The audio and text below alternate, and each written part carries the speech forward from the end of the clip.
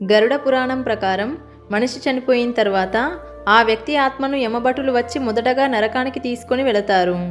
అక్కడ అతను తన జీవితకాలంలో చేసిన కర్మలన్నింటినీ ఆ ఆత్మకు చూపిస్తారు. వ్యక్తి చనిపోయిన 24 గంటల తర్వాత ఆ ఆత్మను తిరిగి భూలోకానికి తీసుకువచ్చి ఆ వ్యక్తి ఇంటి దగ్గర విడిచిపెడతారు. అలా విడిచిపెట్టబడిన ఆత్మ చనిపోయిన తర్వాత 13 రోజుల పాటు ఆ ఇంట్లోనే తిరుగుతూ ఉంటుంది, కానీ ఎవరికీ కనిపించదు. అలాగే ఆ ఆత్మ తన శరీరంలోనికి తిరిగి వెళ్ళడానికి చాలా ప్రయత్నిస్తుంది, కానీ తన శరీరంలోనికి వెళ్ళడానికి వీలు కాకపోవడంతో ఆత్మ గట్టిగట్టిగా అరుస్తూ ఏడుస్తుంది. కానీ ఆ ఆత్మ పడే ఘోష ఎవరికీ వినిపించదు. 11వ రోజున పిండం పెట్టిన తర్వాత ఆ వ్యక్తి తన జీవితకాలంలో చేసిన కర్మలను బట్టి ఆ ఆత్మ స్వర్గానికి గాని లేదా నరకానికి గాని యాత్రకు బయలుదేరుతుంది. అలా యాత్రకని బయలుదేరిన ఆత్మకి